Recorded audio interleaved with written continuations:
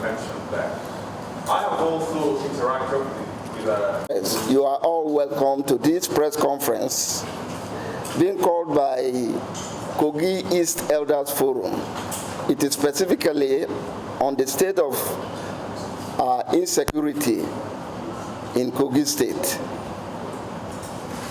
As the countdown to November 11, 2003 gubernatorial elections in Kogi State draws near, and based on recent happenings in our state, we find it necessary to draw the attention of the Nigerians and the international community to the terrorism being sponsored and unleashed on Kogi State in general, and Kogi East in particular, by agents of the Kogi State political leadership.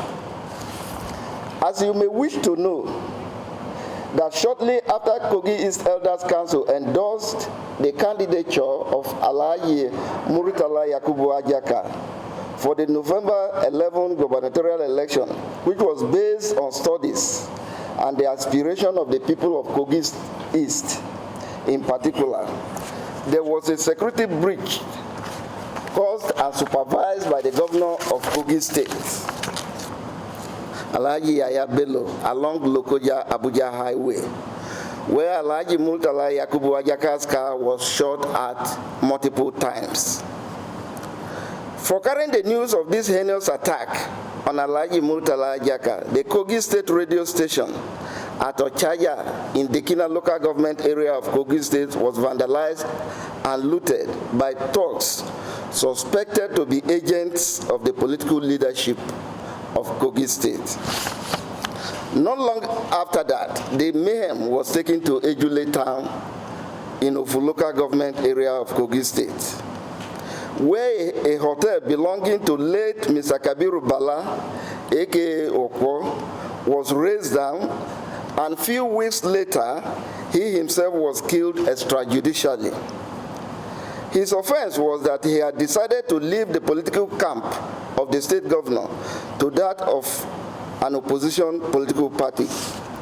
Regrettably, the state commissioner of police, who is supposed to know better, rather than conduct investigations into whether the allegations that were leveled against the deceased, opted for war. He could have invited the deceased or gone on arrest. Instead, he sent men to kill and maim members of the community. His unprofessional press conference after this act attests to his compromised position. During this senseless breach of peace at Ejule, an innocent woman, Mrs. Atima Abubakar, was murdered by the agents of the state. In the last 2 weeks, 2 vigilante men were gunned down by unknown gunmen. These men were conveyed in a Toyota Hilux vehicle, and this happened at the gate of the Palace of Ejeofankpa, and another one at the Chairman's Quarter Junction, Uwele Ankpa. You may also wish to know that more killings and destructions of properties are still going on in the state. In the early hours of July 9, that is about 2 days back, between 06 hours and 0705 hours, political thugs suspected to be agents of Kogi State government violated the campaign office of the Social Democratic Party, SDP in Lokoja, and burnt billboards, damaged doors and windows. Actually, the thugs that did this were people known by those within the environment. Gentlemen of the press, the current atmosphere of fear, intimidation, and insecurity being created by the governor Yahaya Bello and his associates, all in the preparation for November 11, 2023 gubernatorial election, does not augur well for Kogi State. He has consistently and unabashedly targeted Kogi East for harassment using the instruments of state. Governor Yahaya Bello, rather than being the chief security officer of Kogi State, has become the security threat to Kogi State itself. All of this is in the efforts to foist a particular candidate on the state to cover his 8 years of ineffectual and ineffective administration in the state. Kogi State is the least developed state in Nigeria.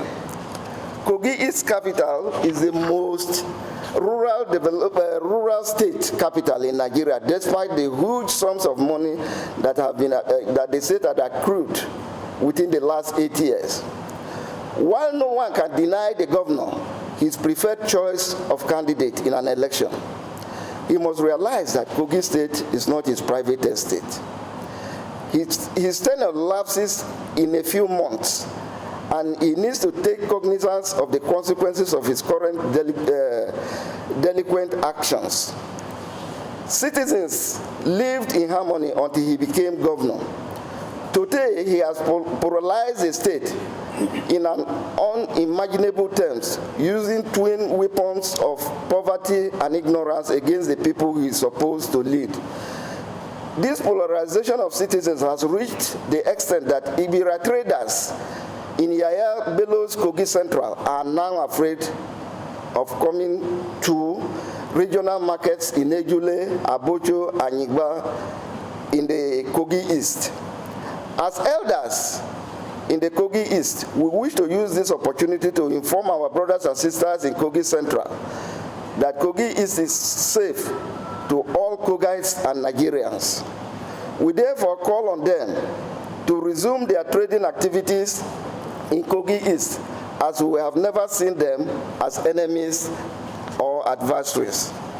Citizens of Kogi State must be allowed to choose whoever they want to lead them, regardless of party affiliation.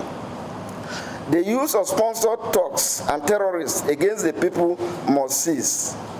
Heads of security agencies and paramilitary bodies must call their Kogi State officers to order, warning them not to allow themselves to be used against the people they were sent to protect. The harassment of our citizens by whatever means and by whoever must stop forthwith. Make no mistake about this. There will be a day of reckoning, as rules of engagement for military and paramilitary men and women, as codified under the international humanitarian law, are well known.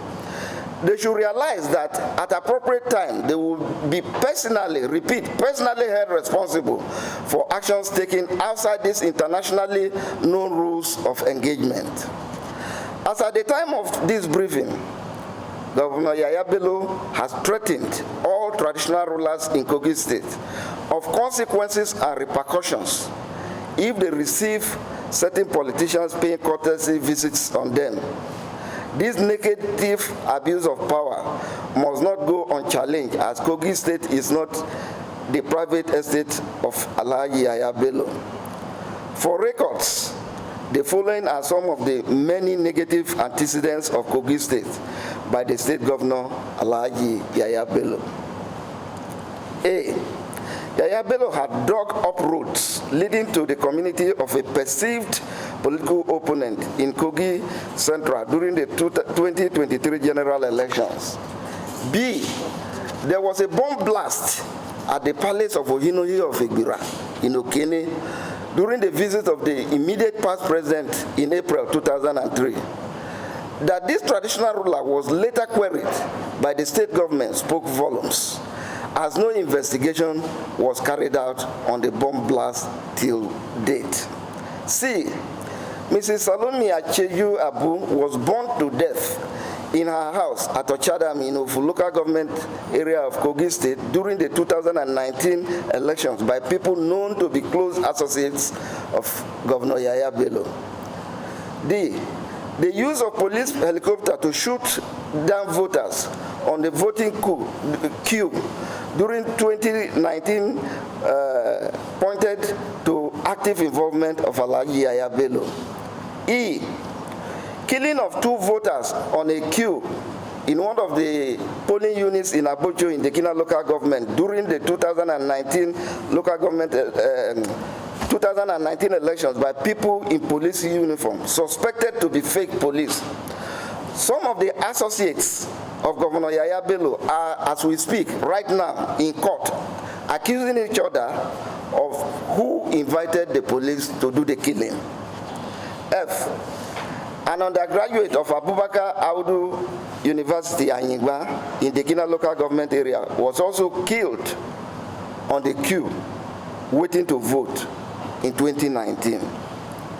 In particular, we call for immediate replacement of Kogi State INEC Commissioner and his Administrative Secretary, Engineer Tanko, who we consider no longer unbiased and as such unqualified to remain in these important positions. Many of the INEC electoral officers, EOs, are now landlords and millionaires, having remained in the same position for more than 8 years. They are all doing the biddings of the power that be in the state. We advise that most of these people should also be transferred. We demand the removal of the current Commissioner of Police, who supervised the current extrajudicial killing in Kogi Senatorial District. The Director of State Security Services, Kogi State, should also be replaced. His ineffectiveness has led to the escalation of violence in the state. Another person we deemed removed and investigated immediately is Navy Commander Akalezi. He is Bello's hitman in Okene.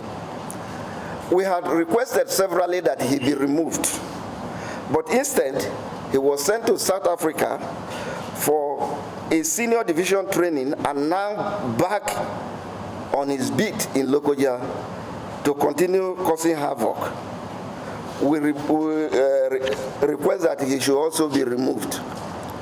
We call on the federal authorities to pay attention to the goings on in Kogi State, because any breakdown of law and order in Kogi State will not augur well for Nigeria. For the purpose of reminder, Kogi State shares boundaries with 10 states and the Federal Capital Territory, Abuja. It has the highest number of boundaries with other federating units in Nigeria. Kogi State is the southern gate to the Federal Capital Territory. No one wants to imagine the chaos a breakdown of law and order in this state will have on the nation as a whole. We call on the federal government to ensure a level playing field for all contestants in the forthcoming election through the appropriate mechanism. As elders of the people, we have spoken. Thank you. So, Mr. Enemaku Ojochegbe, you asked, or you wanted to know, or you were wondering whether, in view of the insecurity in the state, whether the election should not be postponed. Well, election is still far away. We have informed the powers that be. We are fully aware that Governor Yahaya Bello is not the CNC, is not the chief security, is not the commander-in-chief of the armed forces of the Federal Republic of Nigeria. And I believe that the letter we have sent to government will do what needs to be done, and that before the election there will be peace and calm. If that is done, there will be no need to postpone the election. But then, postponing election, maybe you are, I don't know whether you are talking of declaring a state of emergency, which it is a constitutional matter, which the government, the National Assembly, and everybody, but having mentioned that, we will consider this proposal and put it up for consideration if things don't improve. No, but we know you can be called to order. Yes. Yes. No, make the emphasis. No, he will be called to order. That's what I said, because we still have 4 months to election. And you asked whether we had written letters to the Inspector General of Police. Yes, we have done that. We can even show you the evidence, that the acknowledgement that they had received the letter. We did not only write to the only to Inspector General of Police, we also wrote to all security agencies, to the presidency, the vice president, even the National Assembly. In this case, they are all aware of what we are talking about. Thank you. Is that okay? Okay.